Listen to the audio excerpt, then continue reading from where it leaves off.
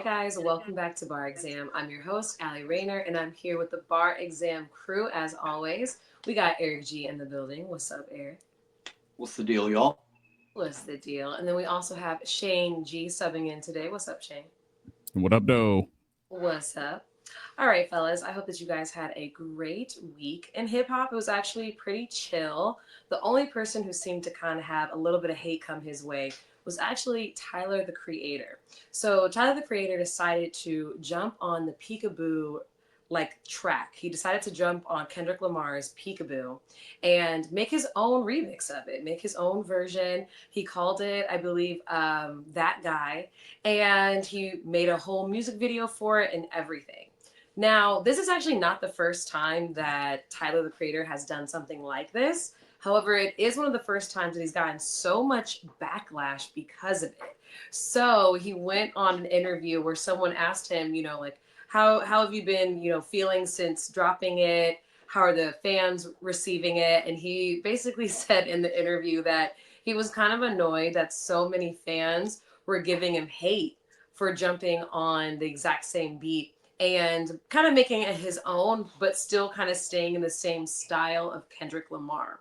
Now, if you're a fan of hip hop, you should know that this is like not at all uncommon whatsoever.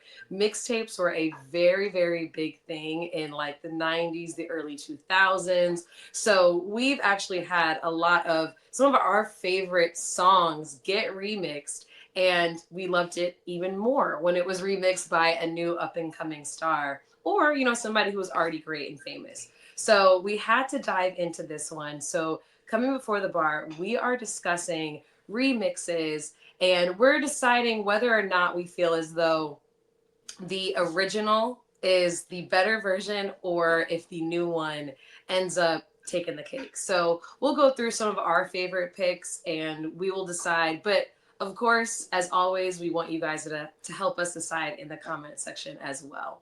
And also keep us on our toes if we forgot any good ones. But let's dive into it, fellas. I feel like there are so many great songs to pick from. Like for me personally, I love like all of the stuff that's come from Young Money. Like Nicki, I loved Nicki's remix of Biggie's Warning. I loved Drake's remix of Ignorant Shit. And then Wayne, we were discussing this before we even came on, started recording, that Wayne, that was like part of his stardom, that was his part of his rocketing to stardom by jumping on other people's beat. And a lot of times doing it better or just doing something totally different. And of course, having a crazy flow on it and it going viral. So, I feel like we've seen this a few different times. I don't know if any of the guys want to go first or if it's okay if I go first, however you guys want to do it. Hey, rock out. Do your thing. Go ahead. Okay, I do deal. have a request, though. Before we get into it, I do want to make sure that, the court proceedings go in order as they should. And since Judge Marcus isn't here, I'm going to make sure that, the proceedings proceed this evening. Mm-hmm. And with that being said, Eric, if you could hit us with the discovery for this week, please. Okay. Yeah, absolutely. So, for the discovery, I had a well-known artist that I wanted to put on the radar of anybody who is not aware of this guy.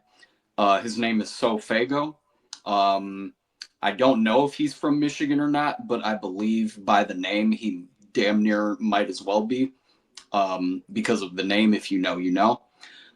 He's signed to Travis Scott, and that's kind of how I discovered him. And he makes a lot of good alternative rap that if you think Uzi is good and if you think Cardi is good, you should listen to this guy. He has a good voice and you can actually hear a lot of what he's saying. It's very audible.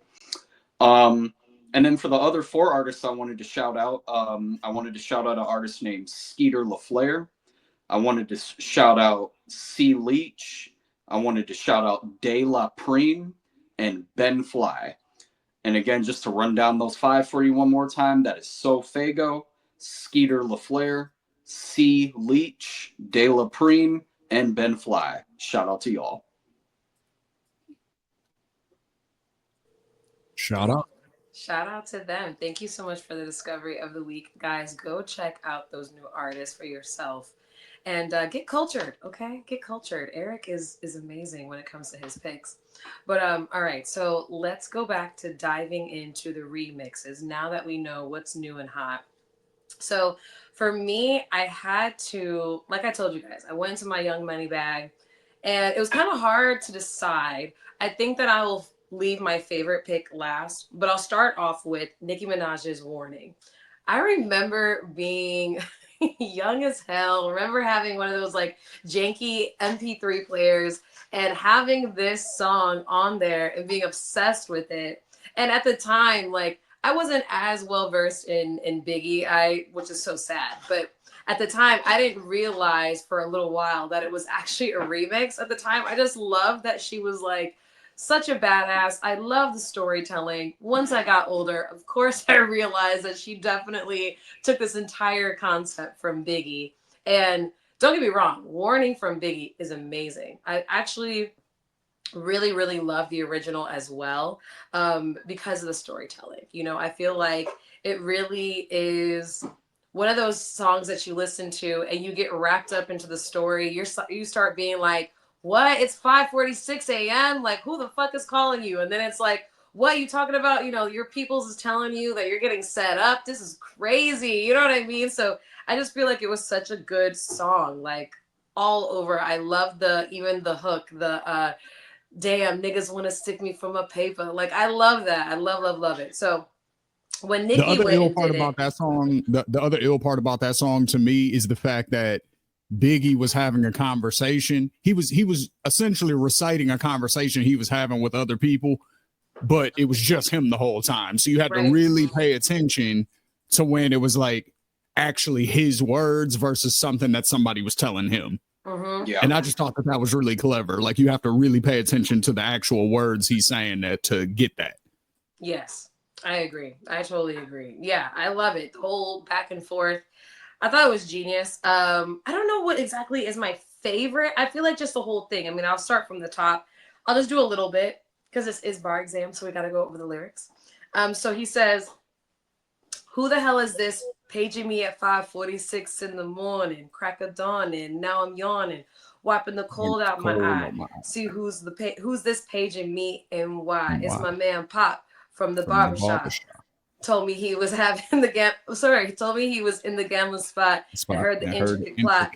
Some people want to stick me for my paper. Neighbor, slow down, love, please chill, drop the caper. Remember all the peoples from the hill in Brownsville that you rolled. It's hard. It's hard. That one's hard to keep up with. Yeah, my But nigga it's Fame fire. up in Prospect. Nah, them my niggas nah love with and disrespect. I didn't say them. They schooled me to some niggas that you knew from back when you was clocking minor figures. Now they heard you blowing up like nitro and they want to stick the pipe through your windpipe slow. Oh. So thank Fame for warning me because now I'm warning you. I got the Mac, nigga. Tell me what you want to do. Damn. Niggas want to stick me from the paper. I just want to see if I remember that shit. I did. Killed it. Hell yeah. You Let's killed go. it. You killed it. Should have let you start off with it. For real. That was fire. But yeah, but you see, like the flow is crazy. It's such a good story. You're like, damn, like, and like you said, it's like a conversation, and you can totally imagine a New York nigga being like, what do you mean? Like the niggas that I roll dice with? And he's like, no, I'm not talking about that. I'm talking about they told me about a nigga that want to set you up, and da-da-da. We were talking about the barbershop and all types of shit. And so like I just love how he wove that story. It was so good. Yeah. And then the way that Nicki did it, she did it a little bit different. Like, you know, she still did the same, like, you know, someone hit me up. She said it was her girl Candy. Instead of it being like this plot that someone's going to come and kill her, instead it's about Candy seeing that her man is out here rolling around with some bitch from the hood. And she's like, fuck that. That's a good spin I'm on gonna it. hurt her. Yeah, I'm gonna send her to her maker. So that's how she flips it. And I don't remember just being like, I didn't know shit about a relationship. Didn't know shit about some bitch in Miami rolling around with my man in a Camry. But for some reason, I just loved how she really embodied like this real like masculine type of energy. And I think it was different for a lot of female rappers at the time. I mean, don't get me wrong. There was like Foxy Brown. She was definitely like quick to put a nigga in place, or Kim or whatever.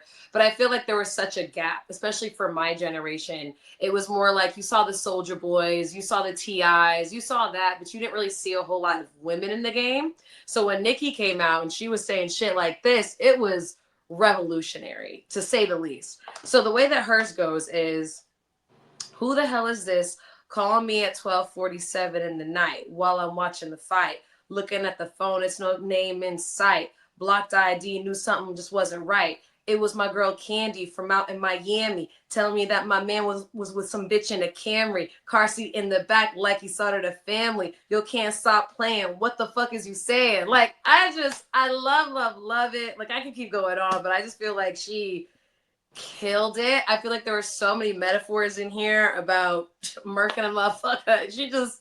She snapped. I'm assuming that the Camry that old boy was driving was the chick's Camry then, right? With the I'm car hoping seat in the so. back. Because I'm hoping like, Nicki doesn't seem like she's fucking with a nigga who drives a Camry. I'm just saying, like, you know what I even mean? back then. Right. Yeah. She was you know what I'm saying? Something's, you know, so I'm gonna assume that's why it was shady. Like, why the fuck is this nigga driving a Camry?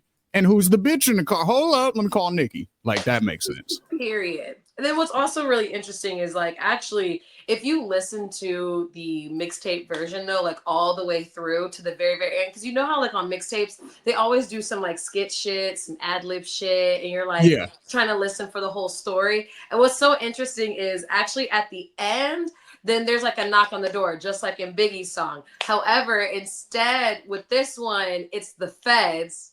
And apparently Candy just wanted to make sure that Nicki was at home. So she distracted her with this story about her man, but she was just making sure that the feds would be able to get to the door and get to Nicki. And then supposedly Nicki shoots the whole place up or something like that. That's a part of the so Candy set Nicki up, actually. That wasn't really her homegirl. Yes. Right. Exactly. So it She was really, a dirty really, rat.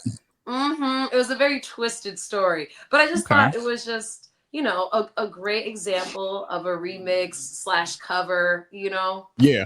That's a really dope spin to put on it too, because it puts the you know, women's twist on it as far as like it being the same basis of the story, but like relatable to women. You know what I'm saying? Like, because most women, you know what I mean, even women that are in the streets are not out here actually catching bodies. You know what I'm saying? Right. Like, they're gonna be like more your setup chicks to allow the dude to catch the body, shit like that. So the fact that she took it in that direction and made it about a dude cheating, but she still gotta like pull creep moves and, you know, give you that same vibe of the original song. That's really clever. That's really clever. Shout out to Nicki for that. That's fire.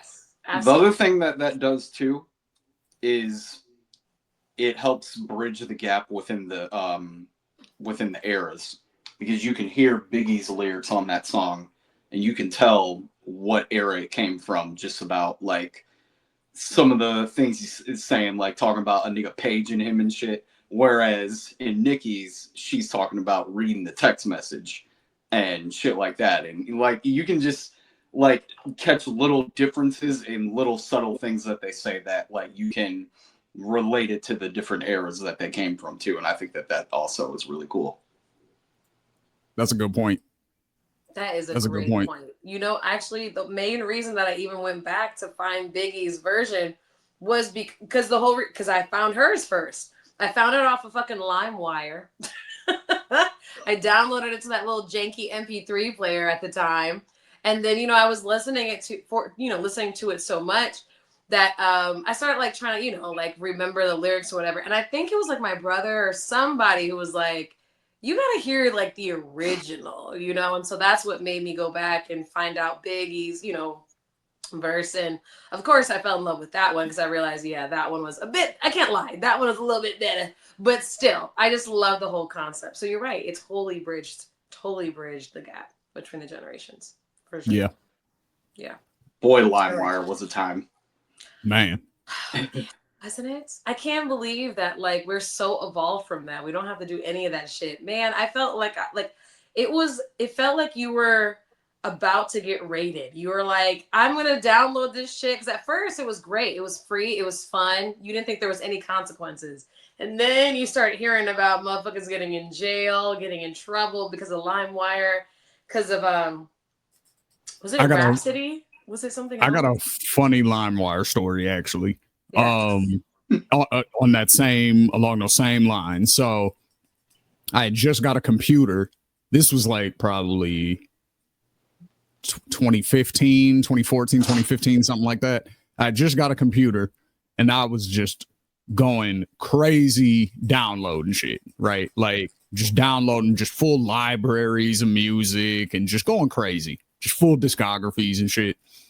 So then all of a sudden we get an email from our internet service provider that says, hey, you've been downloading mad illegal shit. If you keep doing it, we're going to shut your internet service off. What? Yeah. So yeah, that shit is real. Now, That's as far as crazy. going to jail and all that shit, I don't know if it was just people who kept doing it or if they were like downloading it and distributing and selling Probably. it. Like I'm assuming it was more on like for bootleggers and shit because I was Yeah. just downloading it to the computer so I could have the music. You know what I'm saying? Yeah. Like I wasn't downloading movies and all that old shit. But speaking of LimeWire, though, if you don't mind, I'm gonna go next because Go ahead. the songs that I picked, the freestyle version of this song was one that I definitely downloaded off of LimeWire. So this song is Round Here. The original version is by Memphis Bleak featuring T.I. and Trick Daddy. So, you know, Memphis Bleak's verse is basically just a big ass chorus. It's just, you know, I let you know how I do it round here. I'm out in 8 a.m, dog Glock 2 around here. What you move around here? You know how I keep my tool around here. Niggas act a fool around here. You know, that type of shit. It's just that the whole verse, just something, something round here, something, something round here. And then the chorus is the exact same thing. So T.I. and Trick Daddy, they came in and, you know, Trick Daddy has an unorthodox flow, so I'm not even gonna try his shit. But you know, T.I. probably had the best verse on this one, I would say. But there's a remix that came out on a bunch of mixtapes in the mixtape era. This is when Dipset was really popping and when G-Unit was really popping in the mixtape scene. And Game was debuting around this time, and he was doing a lot of collaborations with both. Obviously, he was signed to G-Unit, but you know, he was just doing a lot of shit with Dipset also. And this was one of the first joints that I heard that made me go like, wait, who is this dude? I need to check more of his shit out. So this version of Round Here has Joel Santana, Jim Jones, Game, and Bezel. But I'll just rap Game's verse, you know, until he starts rapping fast. I'm not about to do that shit. But he says in LA, we take your top off. We gang banging niggas knots off. In California, yeah, you can get knocked off. I'll put a hole in one nigga. This is not golf. I'll kill you, then personally drop the box off. Throw the silencer on. Knock your moms and pops off. And then he starts rapping fast. So I'm out at that point. But yeah, like he did like, it was like borderline like a Twista flow almost. It was like that fast type shit. Like almost like how Eminem raps fast. Like, not quite as fast, like, but you get what I'm saying. No, it was very impressive, and this was early Game. So you know, like I said, from the LimeWire days, you know, that's one that sticks out to me. So that one is an example to me where the remix is clearly better than the original. But it's just because the people who rapped on it, first of all, they had a basis to go off of. You know what I mean? Because Joel's, he did a lot of the Round Here repetitive flow as well.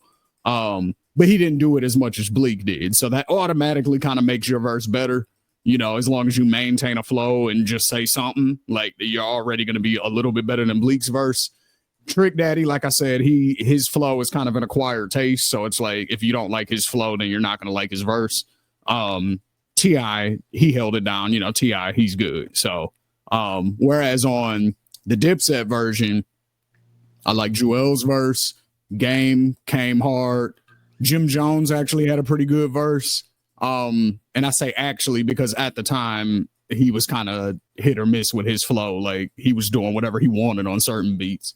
And then Bezel had a good flow. So, you know, you have 4 good flows versus like 1.5. You know, I'm going with the remix. So shout out Bleak though, because that beat is hard and you gave us a classic with that, even though, you know, is what it is. I gotta go back and listen to it. I got to, because that just sounds amazing. That sounds absolutely amazing to have all of them on one track. That Yeah, sounds undeniable. yeah, yeah. There He was was some playing shit that that. He was came out playing in that that earlier, and I era. was like, I forgot how hard this shit was. Hmm. Yeah, I was playing it before the show. There's a lot of gems that came out in that era that it's like there's a lot of one hit wonder type shit going on in that era where it's like that song lasted, but you don't know what happened to the artist. Bleak's not necessarily in that category because he's, affiliated with Jay-Z, but that song is very much in that category. Like it was so hard when it came out and then it just kind of came and went. Yeah, basically. You know? All right. Well, thank you for your pick. All right. So let's see what Eric has for his pick. What are you thinking, Eric? Yeah, for sure. To kind of go off of something that Shane just said, as far as rappers who kind of just take over a song after it kind of blows up and is like super hard, but then somebody else can just come along and take it and make it even better. And to kind of go back to what you were saying earlier, Allie, about Lil Wayne and how much he pioneered just doing that on mixtape run after run for a really long time. There's two songs in particular that I picked that I wanted to go over, and one of them was his remix of "Throw Some D's on That," but he renames it "Put Some Keys on That," and that's just one of those records where when the Rich Boy version came out, it was one of those joints where you really couldn't escape it off the radio.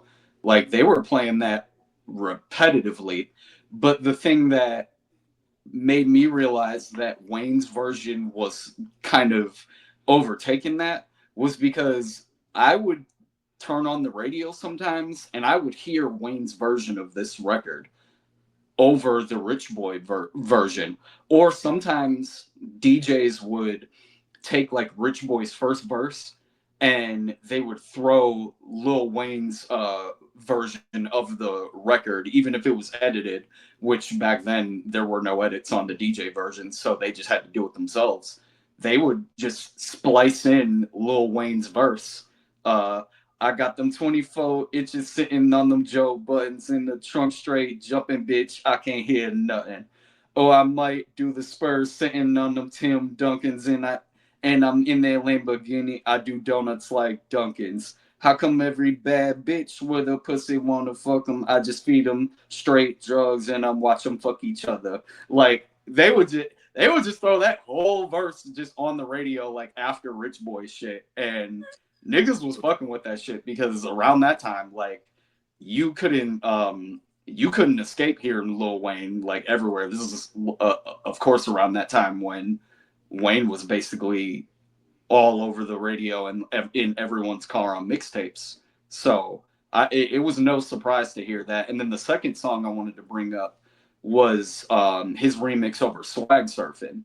And Okay, I'm glad you brought that up because I was gonna say that's the one I remember that they would just straight up play Swag Surf Lil Wayne in the club. Like they wouldn't even play Swag Surf. They would just play Wayne's version. Like, and that's why I brought that up, because that was the other difference was with Rich Boy, they at least still had enough respect for him to at least give him the first verse, and then they would play like Lil Wayne's part and then let Rich Boy at least have the chorus or whatever. With the Swag Surfing Lil Wayne remix, no, Shot Boys did not make that song anymore, or whoever made that song, I don't even remember. But yeah, that was Lil Wayne's song after that. You couldn't tell anybody that after he remixed that record, and yeah, that was one of my favorites for sure. He almost did that shit with Ice Cream Paint Job too. Yes. Yeah, he low key. Fire. So what were those mixtapes here? What were those mixtapes called? Because there's like 3 of them that it's just him rapping over other niggas' beats, and it's just nothing but heat the whole way through. There's like 3 of them. The Drought 1, the Drought 2, and the Drought 3. Yeah. But the Drought 3 is the one that everyone goes to the most because that one was the double disc. That's the one I'm thinking of then. Yeah. Yep. Yeah. Mm-hmm. Yeah, that one is the one that pretty much everybody played. Like, yeah. Yeah, like all the time. As he should. 'Cause There I was mean, this one. nigga Oh, snapped. sorry. Go ahead.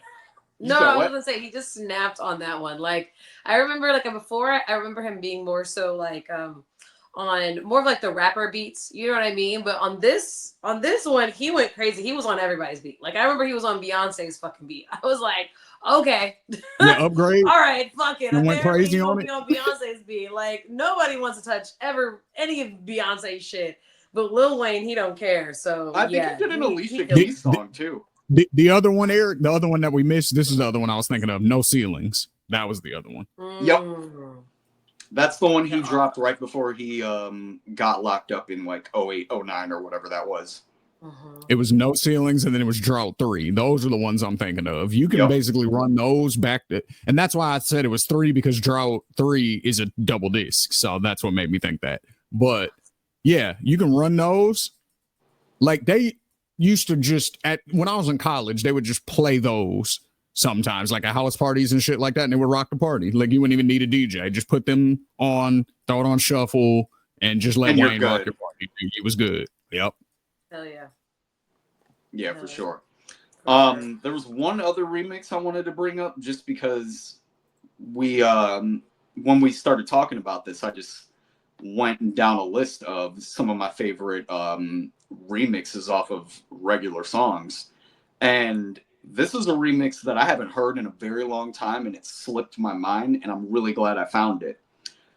It's the You Don't Even Know It remix by Black Hippie off of Rick Ross's original track.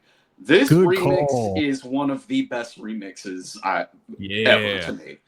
Every single one of these guys absolutely snapped. I think this is one of those where you can pick whose verse you like better on whichever day. It just depends on what mood you're in. And yeah, this was just around that time where we thought that like we were getting that Black Hippie album. And yeah, just the combo of Kendrick, Q, J Rock, and Solo on this, like it's perfect. It's one of my favorite remixes I've ever heard, for sure. J Rock snapped on there. I forgot about that. J Rock went crazy on there. Yeah, that's a good shout. That's a good one. Yeah, All about that shit. This is good. I got an old school one for y'all. Y'all want to go old school? Hell yeah. I'm with it. Just to show how long niggas been doing this. So we have Deep Cover by Dr. Dre and Snoop Dogg. Tonight's the night I get in some shit. Yeah, deep cover on the incognito tip. Killing motherfuckers if I have to. Peeling caps too, because the niggas need to know I'm coming at you. I guess that's part of the game. But I feel for the nigga who thinks he's just gonna come in and change things with the swiftness. So get it right with the quickness and let me handle my business, yo. So that's just a little bit of Dre's verse.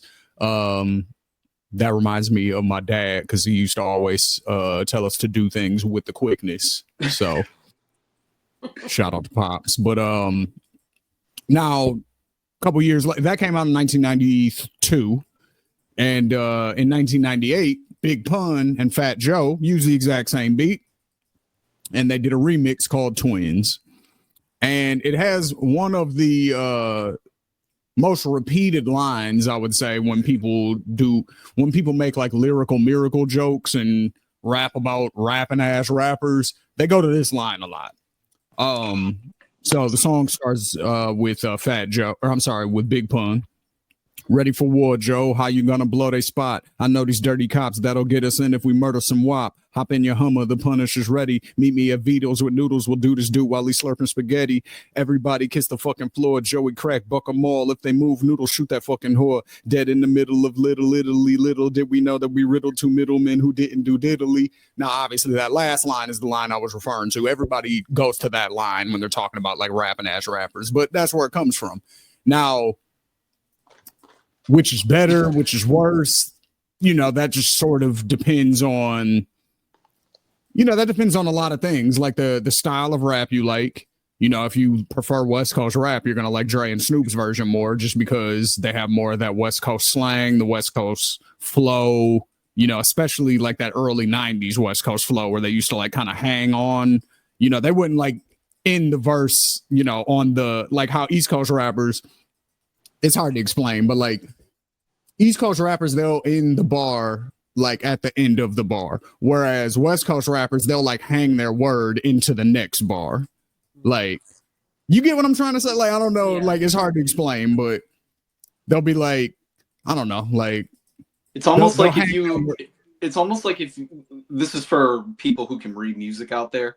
It's almost like when the note goes into the next like 4-bar signature section, when it's a note that's still hanging off of the previous note from Exactly. the last 4-bar signature section. So even like in Dre's version, like when he says, I guess that's part of the game, but I feel for the nigga who thinks he's just gonna come in, change things, like that change things. Like East Coast nigga would have been like, I guess that's part of the game, but I feel for the nigga who thinks he's just gonna come and change things. Like, you see what I'm saying? That's the little subtle difference in like, especially back then, how West Coast rappers did. So that's a big piece of it. Then also you had 6 years of lyrical evolution. You get what I'm saying? You had Nas come out, you had Biggie come out in that time. You know, you had Corrupt come out in that time. You had Razzcast. You know, you have all these Big L. You know, you have all these like wordsmiths, AZ, that are coming out. So, like, really lyrical rap was, you know, kind of what it was. And by the time 1998 came around, you had to be nice on the microphone. You couldn't just have a good flow or just have dope beats. Like, you had to be saying some shit and have a nice flow and be able to rhyme a lot of shit. Like, you had to be able to do a lot of different things to be considered nice back then. So going to 1998, it's like, okay, that's 6 years of, you know what I mean, progress that rap has made essentially. So to judge it against the original is sort of unfair. And it's a totally different style because they're rapping like New York dudes. So that's automatically gonna be different than how West Coast dudes rap. So it's hard to judge which one I like better. But I mean, the lyricist in me is always going to pick the Big Pun Fat Joe one, you know, but the West Coast fan in me is always going to love the original. So that one's a hard one to pick. I don't know.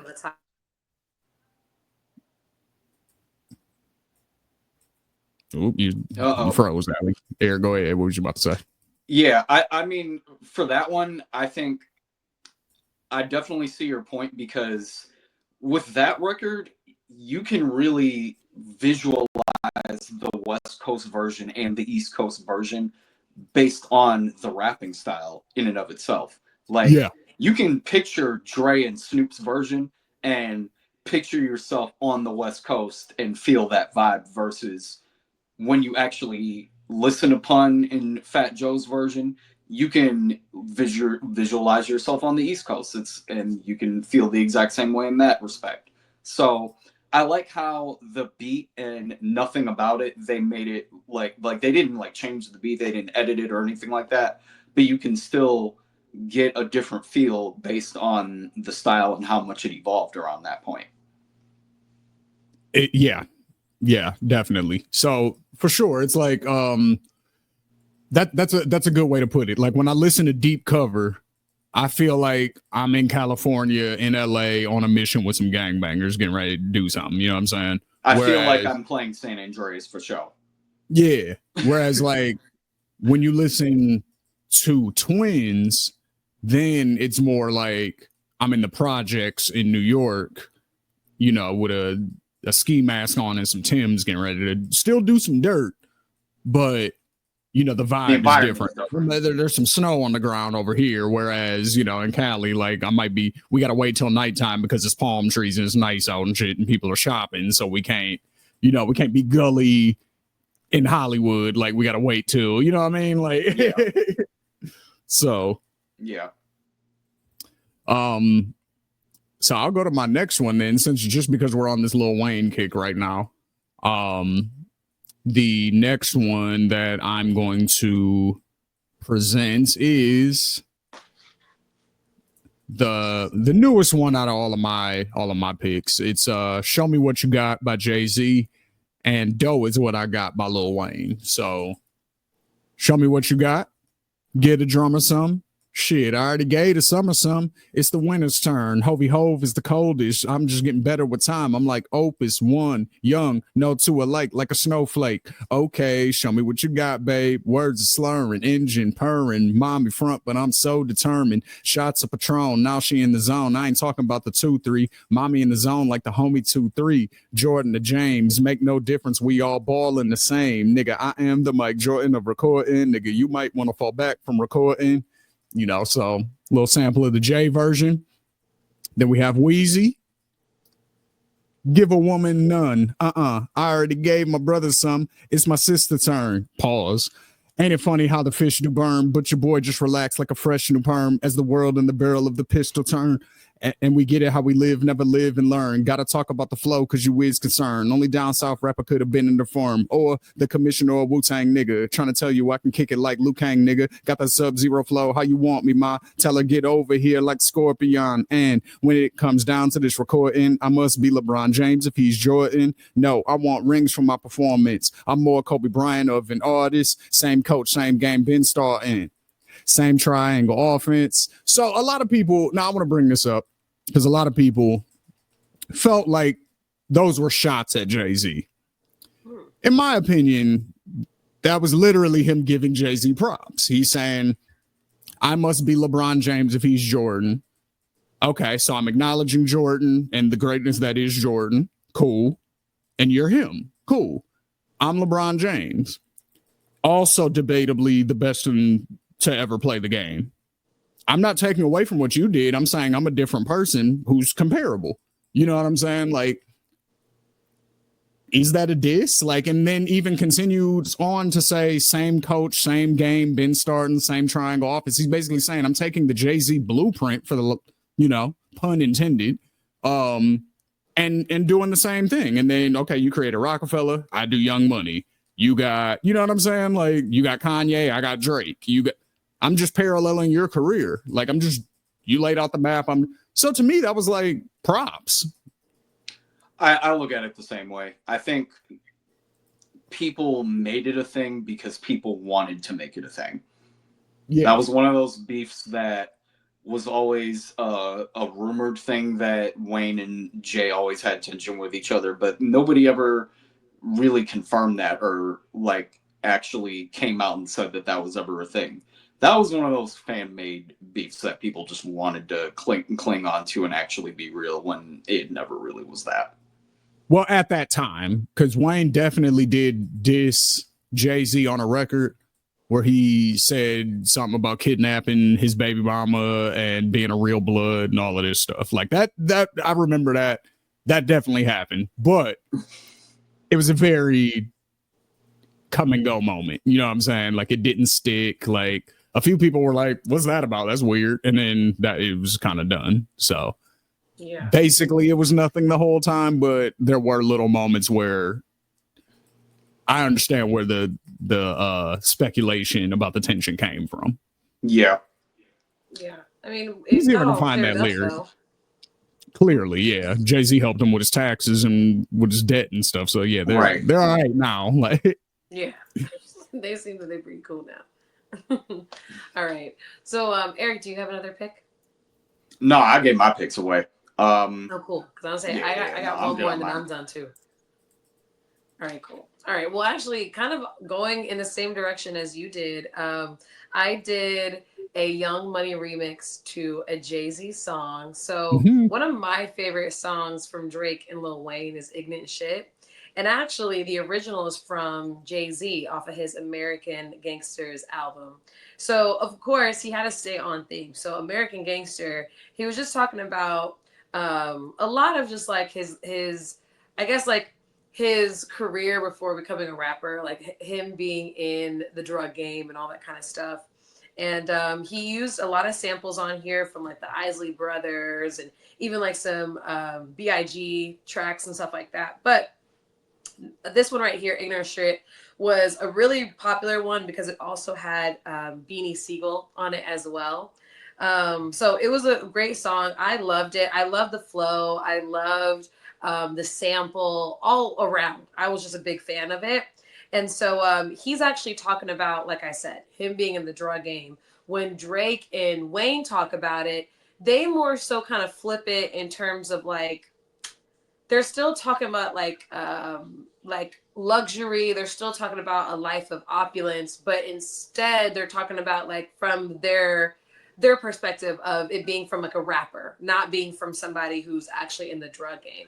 So, but they're kind of saying like, we flip this music so much, we make money like drug dealers, or kind of like that. So when Jay-Z opens up to it, honestly, I feel like for me, I really couldn't decide which one was my favorite in general. I just like the song. So I'm gonna start with the first verse. He said, when them tops come down, chicks tops come down. Like when them shots come out, make cops come round. When them blocks come out, I can wake up a small town. Finish off the block, then I make my mall rounds. Stairs get exchanged, then the fifth come out. The tough guy disappeared, and the bitch come out. That's him. I'm usually what they whisper about. Either what chick he with or his chip amount. Because I've been doing this since Chips was out. Watching Erica Estrada banging up at the Ramada. Table full of powder. AC broke. About to take another shower on my 25th hour. So, yeah, that's just him. Can we stop right there? Can we just real quick? I appreciate that amount of lyricism so much. Like just that last part right there, where like he is being so vivid in 2 bars. Yeah. Where he says, run it back to right before he says, AC broke, about to take another shower on my 25th hour. What's the line he says right before that? He said, okay, I'm going to go like 2 bars before that. So it makes sense. He says, because I've been doing this since Chips was out, watching Erica Estrada bagging up at the Ramada, table full of powder, AC broke, about to take another shower on my 25th hour. Yeah. The kids don't know about Chips. Lyricism. They don't know about Chips. Yeah. Right. So they probably still like, what the fuck are you talking about? But yeah. And that's how long you've been doing this, since Chips was out. Yeah. They don't even know who Eric Estrada. Yeah, that's so good. I'm sorry. I had to interrupt that, but that's amazing lyricism. Like that's elite level rapping right there. It really is. And I love the picture that he paints. I love that, like, that he's been hustling like from early morning to late night, because he says 25th hour, only 24 hours in a day. So he's just been moving constantly. And he's bagging it up. Apparently he's at the mall. He's dishing it out. He's going back to the crib. He's rebagging it up. So yeah, you can just really, you start to really see the whole picture of what he's trying to paint. And that was just like you said, the first 2, first verse, a few bars in. We haven't even gotten to like the nitty gritty of it. And then I really like that he put Beanie Siegel on it. I just like that because he even said like, he even says right as he's going into introducing Siegel on the track, he literally says something about him. So he says, the next leader of the whole free world. And the first thing I'm going to do is free Siegel go. Then Siegel jumps on the track. And so, it was just a big deal because, Benny had been in jail for a while. And I don't know if that was like his first, I don't think it was the first track he jumped on, but I feel like maybe it was like one of the first. Yeah, it might have been. I think that was his first track. I mean, at least from what the public heard from when he got out. I think that's true. And then also, if I'm not mistaken, I could be making this up, but I don't think I am. I want to say Jay-Z and Beanie Siegel had issues before that also. So it was kind of a big deal on that level as well. Yeah, I'm almost positive because now that I'm talking about it out loud, I'm pretty sure that I know what I'm talking about. Because that was right after the Dame J split. And I think Beanie went with Dame at first. And he put out an album from prison. I don't know if he recorded it in prison, but the album came out when he was in prison because that was the joint that Feel It in the Air was on. And that was a big Beanie joint. And that was on the Dame, that was on Dame's label. So it was actually a big deal that Beanie was on a Jay-Z track because I think there was friction there because of that for a little bit. Plus he was in prison. So it was like almost like a reunion and a homecoming at the same time. Right. That's lit. If I'm not mistaken, I'm pretty sure everything I just said is true. So yeah, that's dope. That's amazing. So, and of course, only Jay-Z would do something dope like that, something epic. So, Yeah, I love that. And then, of course, Beanie did his thing on the track, but just to save us time. So basically, so Drake and Wayne did their own remix, years later, of the same beat, but they just flipped it a little bit. Still, like I told you guys, like they're talking about just being That was on So braggadocious, Far talking Gone, about their right? money and all that shit. Yeah, it was. So Far Gone, yeah. Mm-hmm. Oh yeah, that's what it was. Thank you. I don't even remember what mixtape it was on or whatever. But yes, actually no. So Far Gone was an official album, wasn't it? Or was it a mixtape? It came No, out was a later tape- as it an was a official tape album. first, and then he put it out later as like a EP, basically. Oh, okay. Okay, cool. All right, perfect. Well, I'm glad you guys are in the room because I don't even know. Anyway, so I feel like they snapped on this one. Of course, I feel like this was a amazing beat to do it on. I could start from the very very top, but I wanted to talk about like my favorite verse personally from Drake. And then of course Wheezy goes crazy. So I don't know. What do you guys think? Should I stop from the very very like start from the top, or should I just say my favorite verse? Honestly, I want to hear Drake's verse just because I missed this version of Drake. Okay. Okay. Yeah. Deal. Okay, deal. I'll start from the top and then I'll I'll do a little bit and then I'll skip to my favorite one. Yeah, do Okay. your thing. All right, deal. Hopefully I can do it. Okay. Okay, so he said, look, I'm the property of October. I ain't drive here. I got chauffeur. Bringing me champagne, flutes, rosé, and some shots over. I think better when I'm not sober. I smoke goody, no glaucoma. I'm a stockholder.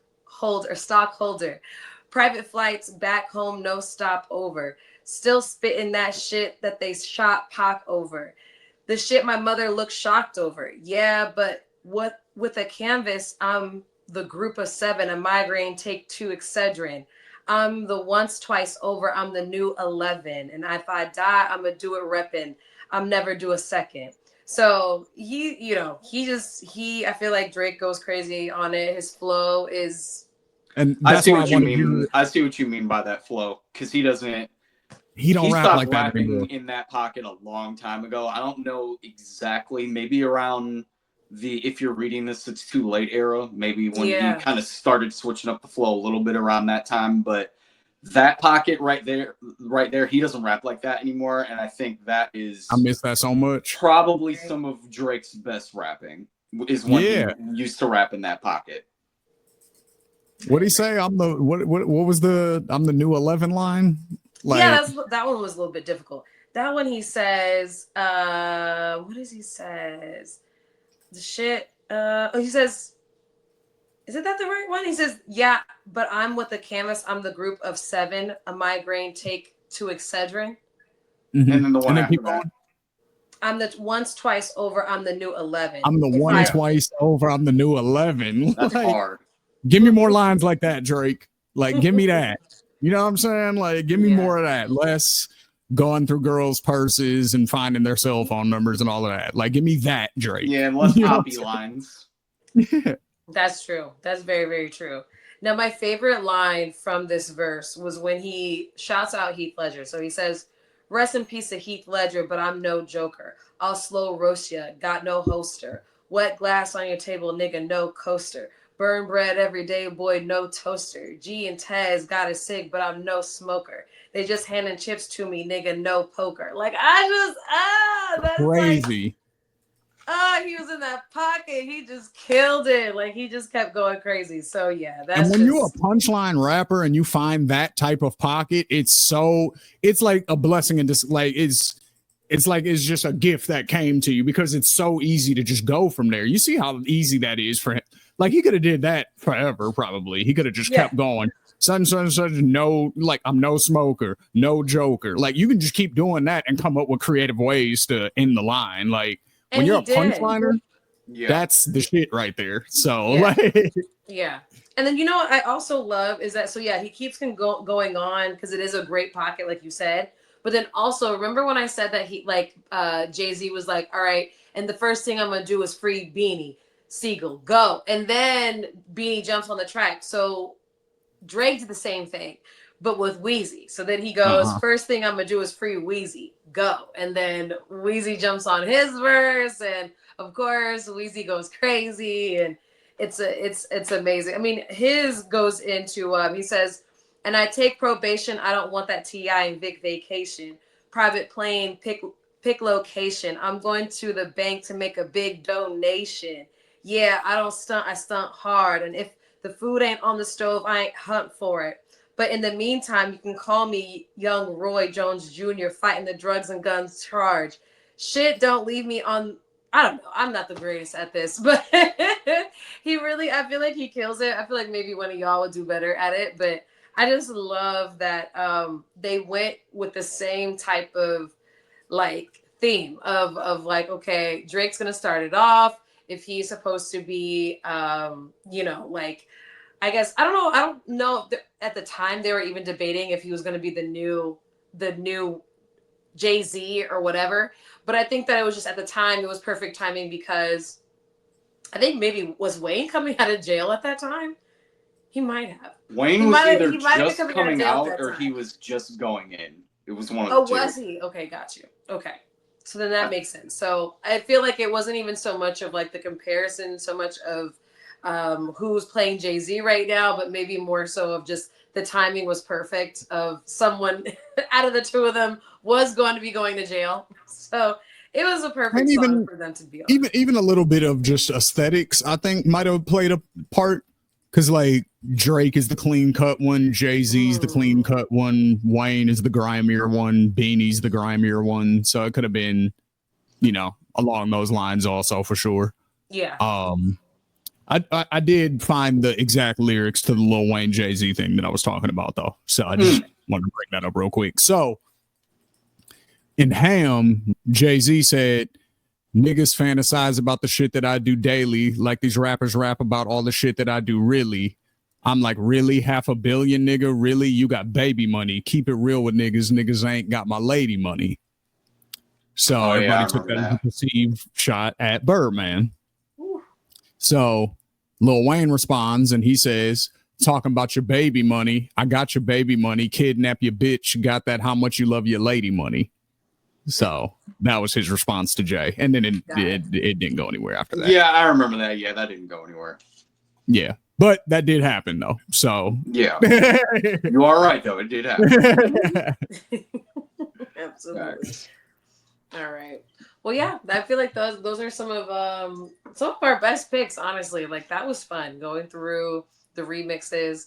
I don't know. I feel like for me, I think that the originals are still for my picks, those are like my favorites. I feel like they still are the best out of, the choice, but I do love kind of like what Eric had said. I love that the remixes bridge this gap between generations and makes you want to go back, hear the original, compare, and even have this debate, have this discussion. So I think that it should still happen. I think that people should get the fuck off of Tyler, the Creator's, get off of him and stop being upset about him doing this remix. I think that people are not used to it being so soon. Maybe that's what it is. They were expecting that if you're going to do a remix, it'll be a couple of years or so after, but fuck that. Why not? Why not do it now? The other problem is that people just aren't doing remixes of other songs anymore. I have been kind of recently checking out what Wiz Khalifa's been doing, and he's kind of been going back to the old formula of remixing other people's songs as well. He was another big one that was on that wave, and he's kind of doing that as a rollout right now because he's about to drop Cushion Orange Juice too. So I kind of like that he's going back to that old style of doing that. Like it's refreshing to hear. I like when rappers jump on other people's shit. That shit is dope. Like I want to hear more of that. We don't really get enough of that in 2025. Like seems like people are more hesitant to do that nowadays. So yeah, if somebody hears some shit that they think is hot, then yeah, jump on that shit. I mean, after the feds, took down Gangsta Grills, that really was kind of the downfall of all of that, really. Yeah. Like, because just real quick, if you remember, like, again, that's what I was saying, G-Unit, like all of the members of G-Unit, 50 by himself, and then every individual G-Unit member, they were all doing that. They were just remixing whatever was hot on the radio and whatever was classic. And then every new member of G Unit who came in would release a mixtape basically doing the same thing. You know what I'm saying? And then Dipset was doing the same thing. All of their members and all of their affiliates, there was like 20 of them niggas, and they were all dropping mixtapes all the time, and it was just them rapping freestyles over other niggas' beats. That's all it was. And then Drama and them got raided, and then the feds took them down basically, and so that kind of ended that. And then Jeezy and them came out, and they kind of changed the game because they were just releasing original music as mixtapes. And people just kind of kept stuck to that formula ever since. You know what I mean? They might drop like a song here and there that's a freestyle and might sprinkle it in, but it's going to be like 18 tracks of original joints, and then maybe 2 joints will be freestyles, you know what I'm saying? Or, rapping over somebody else's beat. They got to hide it in there a little bit more now. They don't do it like how they used to, where it was just 20 tracks of familiar songs, So. Right. Got you. All right. Well, yeah, I feel like it should still go on. I mean, of course, legally. Of course, legally. Maybe get the clearances for the samples and all that kind of stuff. Get the clearances. That's all you got to do. That's all you game is different now. All they got to do is just drop a freestyle on YouTube.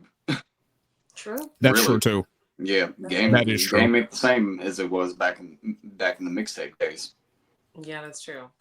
I feel like that's a good thing. I mean, it might be a bad thing for the original artists if they feel as though they're not getting credit, but I feel like it's good for creativity. I feel like it's fun. I love, nowadays the kids call it challenges.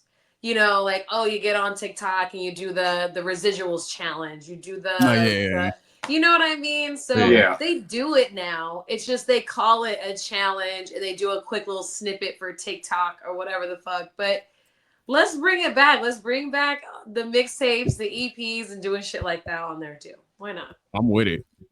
I'm with it. Especially if you can rap. Amen.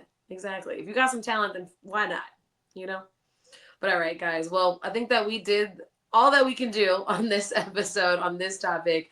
Make sure that you guys join us for every single episode of Bar Exam on Ethos Media Network, on YouTube, and on the Patreon. We have a lot of candid conversations over there waiting for you, so go check it out. And make sure that you guys find us here every single Monday.